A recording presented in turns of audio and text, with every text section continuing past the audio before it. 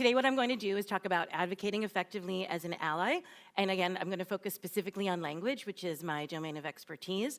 And I'm going to teach you some of the ways that language encodes bias and how this can cause problems for women of color in the workplace.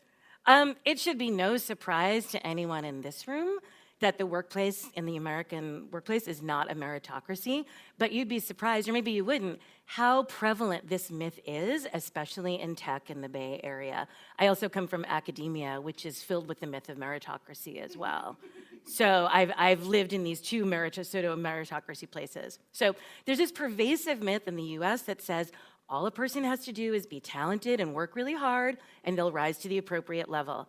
But as we know, that's not actually true. I usually use stronger words to say that's not actually true, but it's not actually true.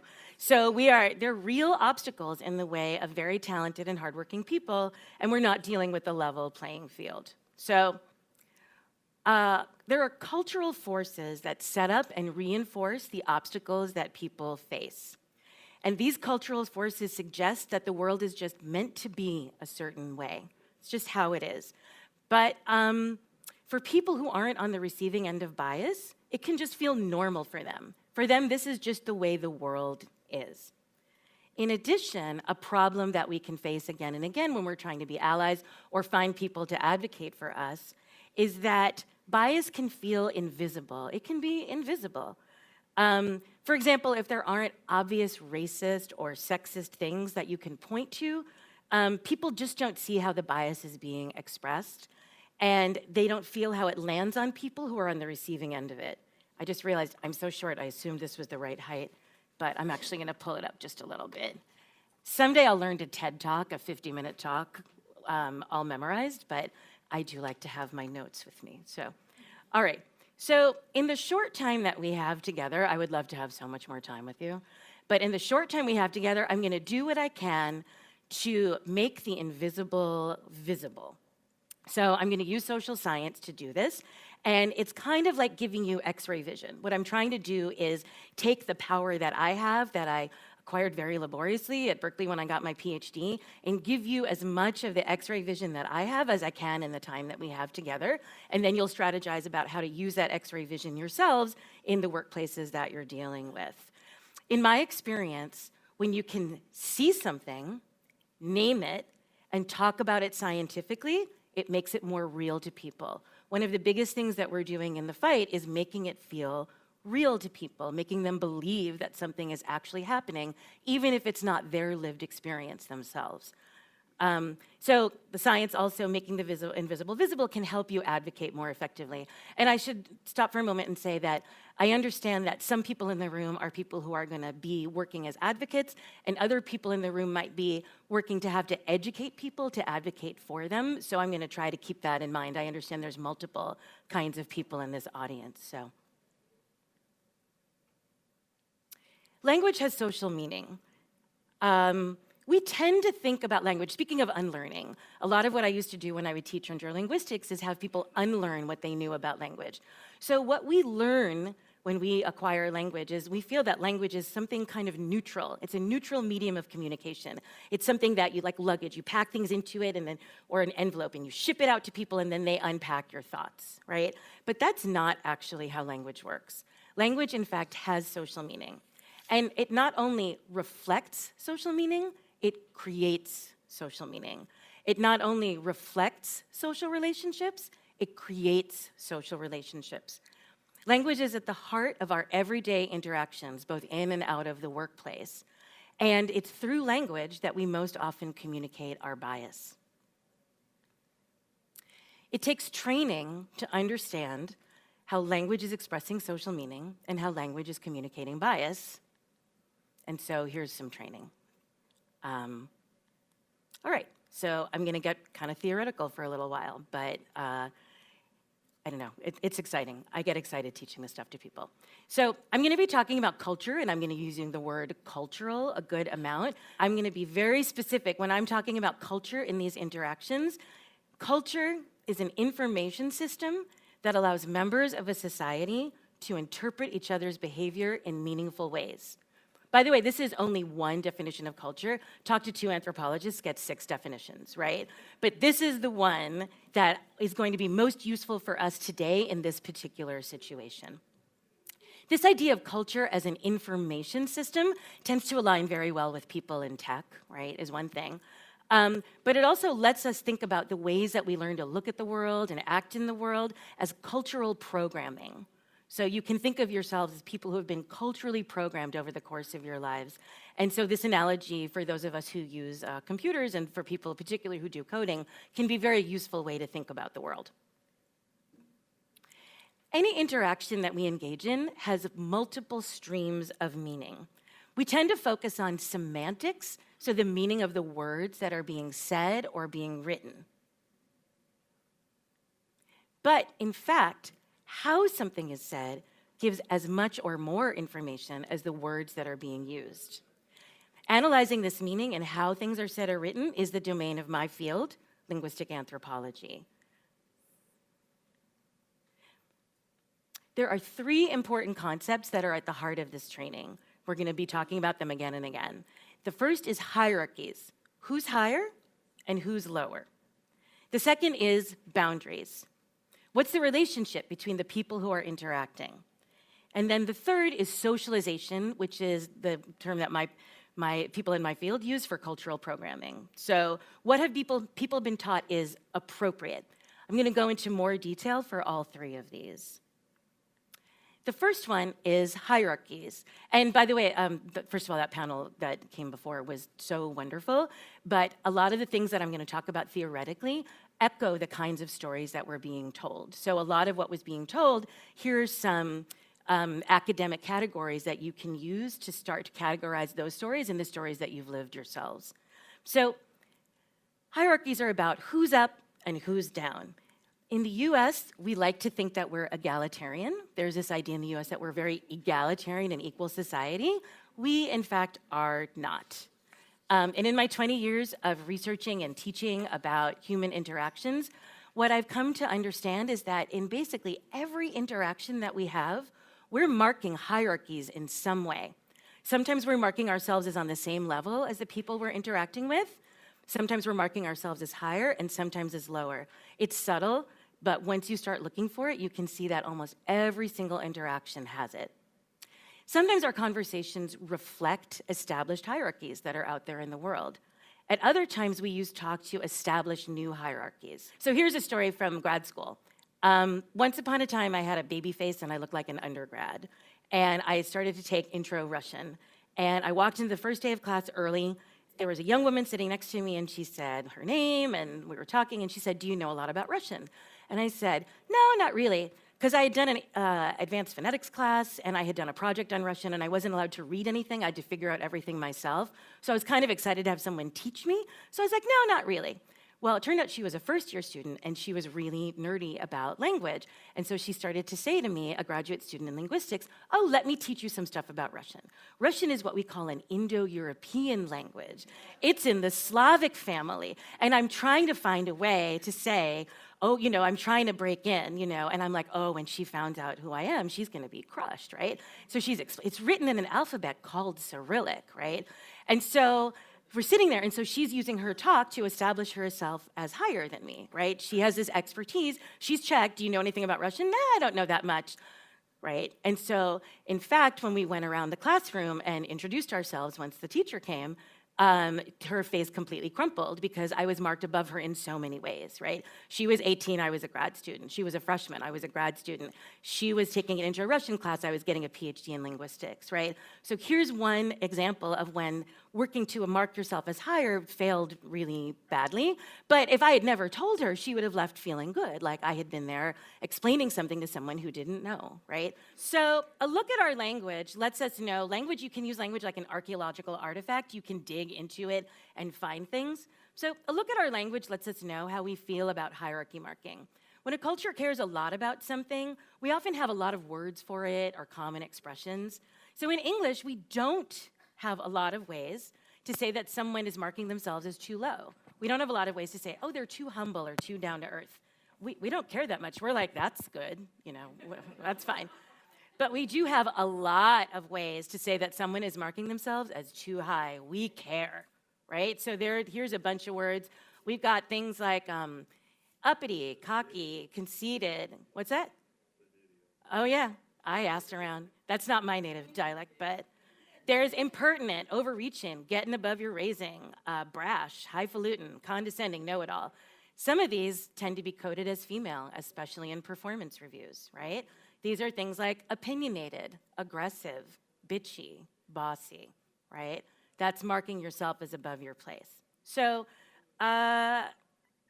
we don't like it when people don't know their place. We don't like it. And by don't know their place, we only mean we don't like it when people think they are higher than they actually are. We don't care if people don't know their place, they're too low. We don't care. So we're going to come back to this again later. But this is particular to problems that women of color face in the workplace. All right, so we also care a lot about boundaries. Who's a member of our group and who's not a member of our group? Who's in and who is out? I interview a lot of people in STEM, and I hear and I read their stories. I did this to reverse engineer training. I thought, what are the biggest problems that women as a whole and people of color are facing in STEM workplaces?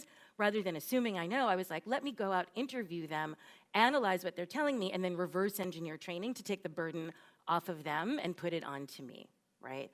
So I've heard a lot of stories and collected a lot of data, and I hear in particular again and again about the boundaries for who's an engineer, who's a real engineer, who looks like an engineer. So a few weeks ago, I heard a story. I find that lately now people are like, oh, I've got a story for you. And I'm like, oh, it's never a good story though, right?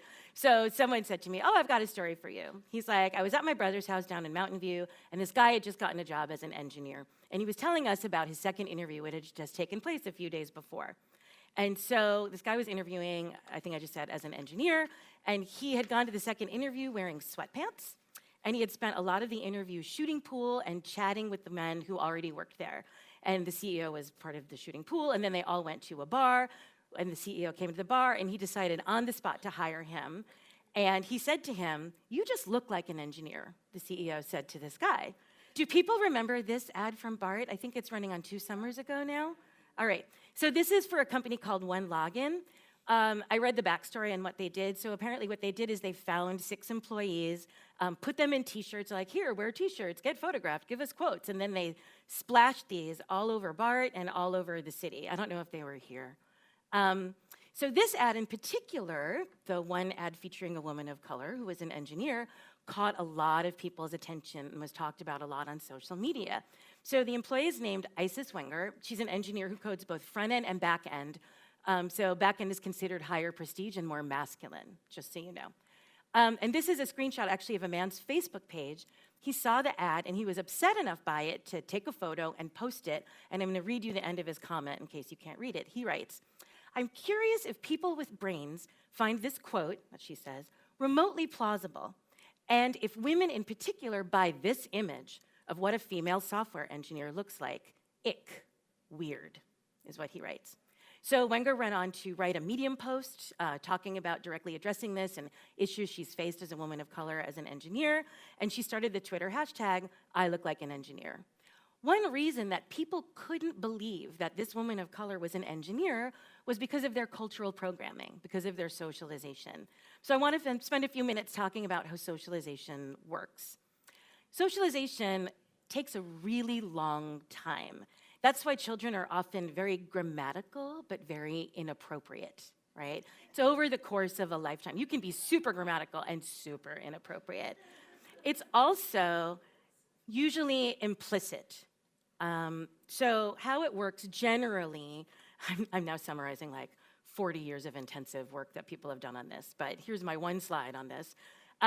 There's often an expert who's been part of a community longer and then a novice. So out in the world when you're a child, that expert is the adult and the child is the novice. In the workplace, it's somebody who's been in the workplace longer and a new hire is how this usually happens. So the expert models a behavior, demonstrates what's appropriate. The novice then assesses the behavior and performs it themselves, and then there's feedback, different kinds of feedback, including examples, new modeling, and corrections. Now, sometimes there are explicit corrections. So you're out there in the world. An explicit correction out in the world is usually something we call etiquette, right? So it's things like, say please, say thank you. But I'm going to guess that unless you were raised by linguists, I was not, they're not about, for example, how conversations actually work. What are the real rules of conversations? So I'm going to guess that no one in this room ever had a parent say to them, okay, so when you're having a conversation with someone, especially from the Midwest on over, what you need to do is when they stop talking, wait about 200 milliseconds, and then you know their conversational turn is done, and you can start talking. So did anyone get that socialization? No, you didn't. But because of our brains and pattern recognition and modeling, the majority of people in the US do exactly that. Pretty much 200 millisecond pause between one conversational turn and another. I come from New York. We do not do that, and I've had to learn that explicitly, right? So, all right. So you can feel the difference between implicit and explicit socialization. So most people in the US end up with that kind of understanding of conversational turn taking, but neither novice nor expert talks about that aspect explicitly. And if you ask them to analyze or articulate it, they wouldn't be able to, right? It's just something our brains are doing in terms of pattern recognition. But the rules that govern our interactions that are implicit are really subtle, but really pervasive, and they are playing a very big role in bias and how it's being encoded. So the end result of socialization is a shared understanding of how things are done, what's normal or natural. In other words, it's culture. And you know, you may think that you grew up, things are just normal, and then you travel to another country and you're like, what, right? So we have words for culture shock. You go somewhere else, they're speaking a different language, they're spitting on the street, or I don't even know. We have words for that, but when it's domestic, we don't have words for what it feels like when you encounter somebody who's different, but we know people feel uncomfortable, and they tend to judge difference negatively, right? Our way is the best way. That's the normal way to do it. That's a weird way to do it, what they're doing. We're also socialized into a shared understanding of how conversations work. So, for example, that thing I was telling you about pausing and turn taking. So I'm going to move on and talk for a few minutes about what really goes on in conversations, the kinds of things that you don't get taught unless you're taking a linguistics class, because it's normal, banal, everyday conversations where most bias is expressed, right? It's not big things, it's the little everyday encounters where it's going on. And what I hear again and again, especially from women in tech, is that it feels like death by 1,000 cuts, right? You can't put your finger on it, but I'm teaching you to put your finger on it, right? So this is what we're gonna do here. Conversations are, actually, let me go back one. Conversations are universal. We have yet to find people anywhere on the planet who do not have everyday face-to-face conversations. This is part of the human condition. They are also surprisingly complex. Even the most boring conversation, if you tried to actually break it down and analyze what's happening. So once you're a linguist and you're in a really boring conversation, you can go to the analysis mode and be like, what's going on here? But they're super, super complex. Even boring conversations are complicated. There is a dense information stream coming at you at all times. In particular, it's going on in multiple modalities. So there's social meaning that you're putting out and that people are putting out at you that's coming out in multiple modalities. What do I mean by multiple modalities? I mean that, let's say you're face-to-face, you're getting information from the semantics of the word that are being said. You're also getting information from things like facial expressions, the amount of eye contact, hand gestures, body language, tone of voice, and more. This all seems obvious, but I want to break it down because one thing that happens is conversations have a very heavy cognitive load, right? There is a lot going on. This is one reason why it takes a long time to train people into how conversations work. And that cognitive load is so heavy that sometimes things are coming through that people don't realize. They're going into autopilot, and that autopilot often is encoding things that aren't great. What are the goals of a conversation, especially at work? If you asked somebody, they probably would say, well, it's to get things done. It's information exchange. But I'm here to tell you that the goals of conversation are actually about relationship building and about relationship maintenance. Everyday conversations reflect existing hierarchies and boundaries. They're reinforced again and again. but they also create hierarchies and boundaries. Like when I was telling you about that poor young woman who tried to create those boundaries, hierarchies and boundaries with me in my Russian class, right? So it's particularly when we're creating hierarchies and boundaries that subtle expressions of bias, or maybe not so subtle expressions of bias, are coming in and causing problems. Because our cultural programming, our socialization is so implicit and takes place over such a long period of time, people are often unaware of the bias that's encoded in their language. So if you're going to be an advocate, or if you're going to teach someone how to advocate for you, you're going to want to be able to analyze and articulate just how this bias is being expressed. With the concept of hierarchies and boundaries that I've given you, you already have the two most important tools to do this analysis. Just talking about how the language that's being used is marking someone as too low or is marking them as marginal is being able to articulate what's at the heart of the bias that's being expressed. That's pretty much in a crux. Someone's being marked too low, someone's being marked too marginal. But it happens in all kinds of exciting flavors and variations. So when we're having a conversation, we aim for a sweet spot, right? So at any given conversation, and it changes from person to person and situation to situation. So when we are aiming for a sweet spot, we try to mark ourselves as not too high and not too low, right? In the right spot. And we try to mark other people with the correct status as well. In addition, for boundaries, we're trying to mark ourselves as not too close and not too distant, right? You don't want to be pushy or aggressive, but you don't want to be so distant that people are like, she hates me, right? So you're trying to find that sweet spot. But people can miss. They can miss that sweet spot for a whole bunch of reasons.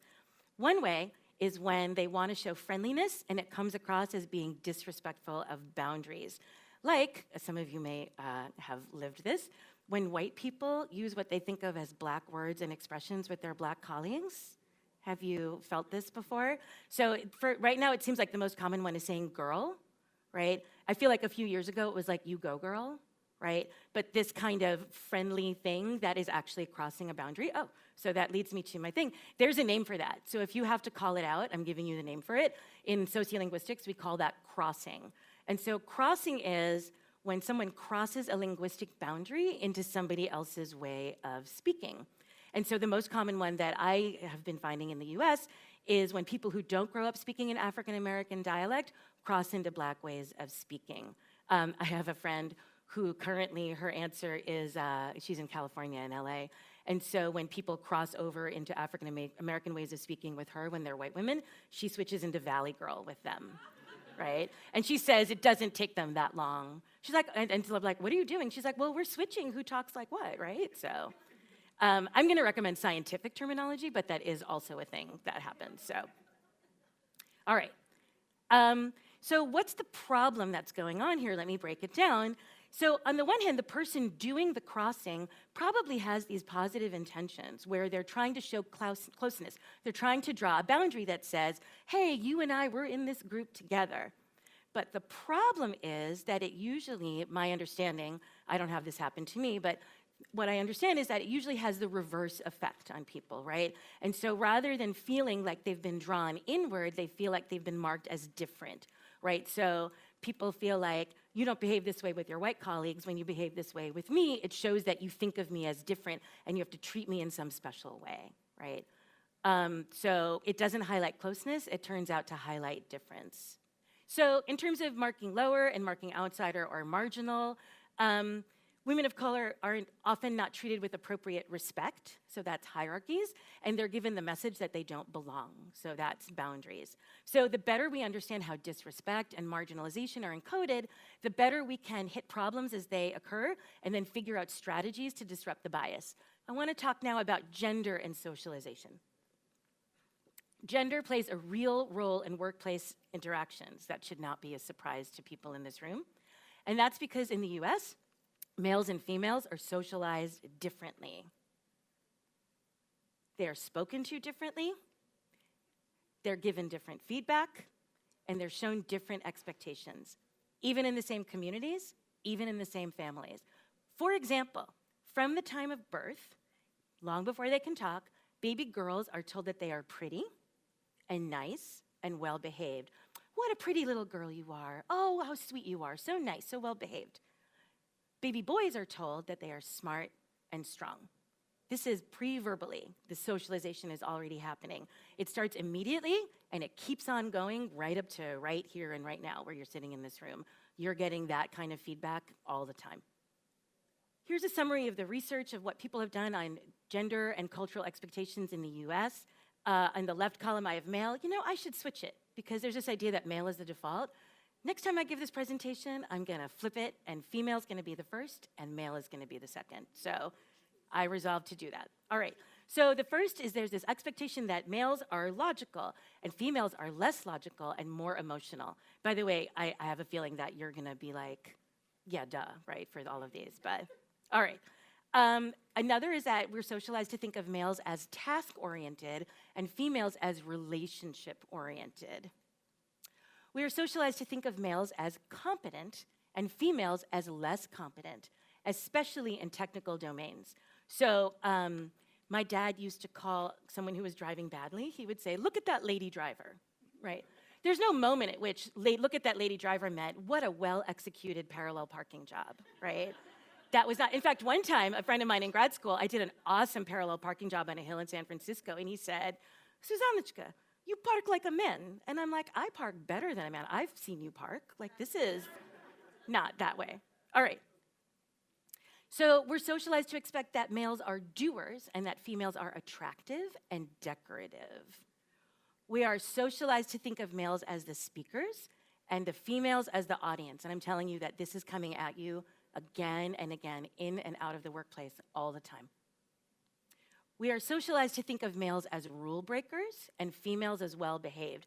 So if you can think about the Olympics, for example, a hand on the heart versus trashing things. So boys will be boys versus the woman is supposed to be doing exactly 100% perfect, the standard of a white American way, right?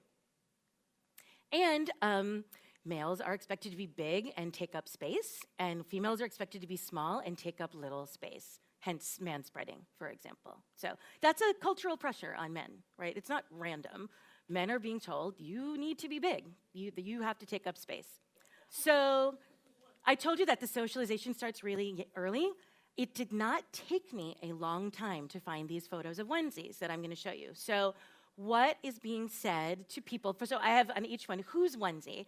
And I want you to just tell me very briefly what's going on with these onesies. So first of all, whose onesie is whose? Okay, all right. So then what's going on? Okay, so it's the female baby girl on the left, baby boy on the right. So the men are the heroes and the women are the ones that date the heroes. Women are marked as subordinate in American culture. People of color are marked as subordinate. You're a woman of color, guess what? You've got that double whammy, right? How do conversations work? We're socialized into hierarchies. Here's how it plays out in conversations. Subordinate people speak less. Subordinate people can be interrupted. We all saw Kamala Harris, right? All right. Subordinate people should not themselves interrupt. Subordinate people aren't supposed to give commands. Subordinate people aren't supposed to express direct disagreement. They are heard less. So men complain that their bosses don't hear them. Women and men of color, so white men complain their bosses don't hear them. Women and men of color complain that their bosses don't hear them and their peers, right? This is about that subordinate marking. So there's a double bind. If your work position is as a peer or superior, it licenses you to do peer or higher marked behavior. There are things that you're supposed to do when you're a leader or a peer. But if your cultural position is marked as subordinate, the socialization and cultural norms say, especially to other people, that you're limited to subordinate behavior, right? So if you are a woman of color and you're acting like a peer or you're acting as a superior because that's your actual position, but if you are marked as culturally subordinate, it can feel to a lot of people like you don't know your place, right? And so they feel like you are marking yourself as above that level. And remember what I said, we hate it when people mark themselves above their level. And this, I think, helps explain a lot of the anger that happens. If you think that you're top of the ladder and someone's marking themselves above you, right, it can lead people to feel very genuinely angry in ways that they can't put their finger on or understand. So that's also the crux of the matter. And that is also why women of color really could use people to advocate for them, because that anger can come full blast at you if you're advocating for yourself. It's one reason why I started to design this kind of training. How does this play out then? What we have is the woman of color who's supposed to be on a high level, speaks less, is interrupted more, isn't heard when making suggestions, doesn't get uptake or credit for contributions, is negatively assessed if she interrupts, is not seen as competent, and is not seen as likable when she's outspoken and task-oriented. But the man, here pictured as a white man, speaks more, is interrupted less, is heard more, gets uptake and credit for contributions. Interruptions are seen as no big deal. He's presumed competent, like the dude in the sweatpants, and he can be seen as competent and likable at the same time. So at the end of the day, this is what socialization says. This is how people are supposed to behave. And again, everyday workplace interactions fall into these patterns. So at the end of the day, here's the death by 1,000 cuts. Who looks like they should get promoted, right? Who should get a good evaluation? By now, hopefully you believe me when I say that language is complex and socially meaningful. This might not have been a thing that you thought about before, but hopefully if it wasn't something you thought about, hopefully I've shown you a new way to think about and talk about language. Expressions of bias can be subtle and can be hard to talk about without training. So I've tried to train you as much as I can to be able to talk about things very neutrally and scientifically. Hierarchies matter. Being marked too low hurts. When people think you're marking yourself too high, they get mad. Boundaries matter. Everyone should feel like they belong in work. And when there are subtle ways that they're told they don't belong, that's painful. So you have to find ways to stop that. Even small interactions are part of larger patterns and have real consequences. So some of the things I was talking about may have felt like a one-off thing. Oh, this happened to me one time. And you're like, oh, it actually slots into this pattern that happens again and again that can help you analyze things in the future. And people who like data get convinced by patterns. So the more you can show them a pattern, the more it's going to be real. So the more you know, the better equipped you are to be an advocate and to disrupt bias. So thank you so much.